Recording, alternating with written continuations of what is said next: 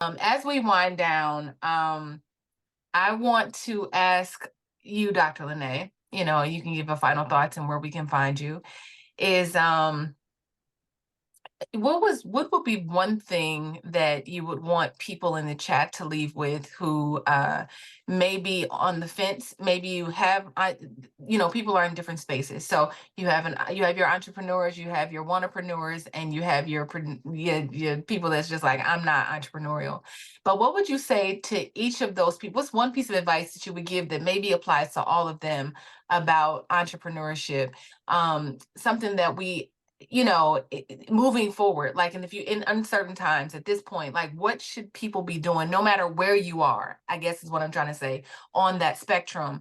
What's one piece of advice you would give, like something we absolutely all need to know either way it goes?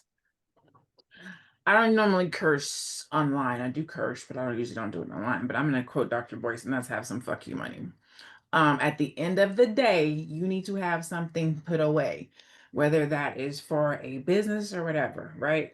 Um, if you are a single mom and you're trying to feed your kids and all you have is your last $25, you're probably not going to give it to insurance. You're going to try to figure out how you can make this $25 turn into $250 or $25,000 or whatever the case might be in a short frame of time.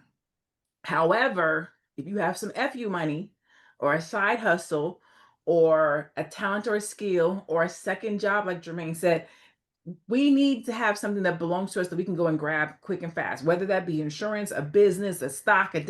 You have to have something else. Even as an entrepreneur, I have to Mhm. have something else. Like everybody needs more than one way to make money, more than one check, more than one way to make income. You need more than one, whatever that is. Because when you think about people who aren't doing as well, it's because their one source got cut off Mhm. and they didn't have anything else. So that's what I would say.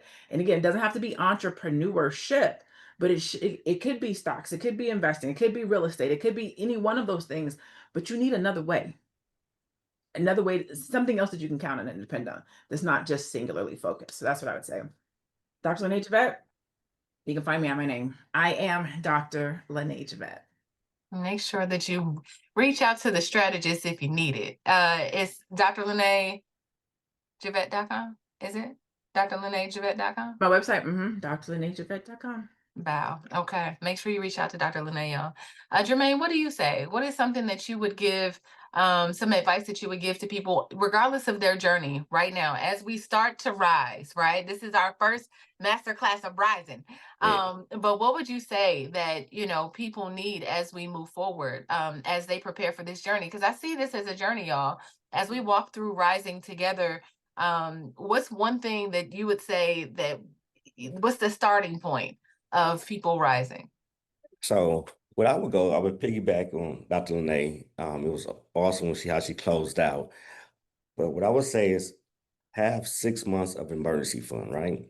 So let's say if your monthly expenses is anywhere from 2,000 to 4,000, times that times six, give you what, 12,000 to 24,000, whatever that is. Or some people might have a bigger budget. So that right there gives you a peace of mind in case you do get the pink slip next week. I got 6 months to get it right. The second thing is pivot, right?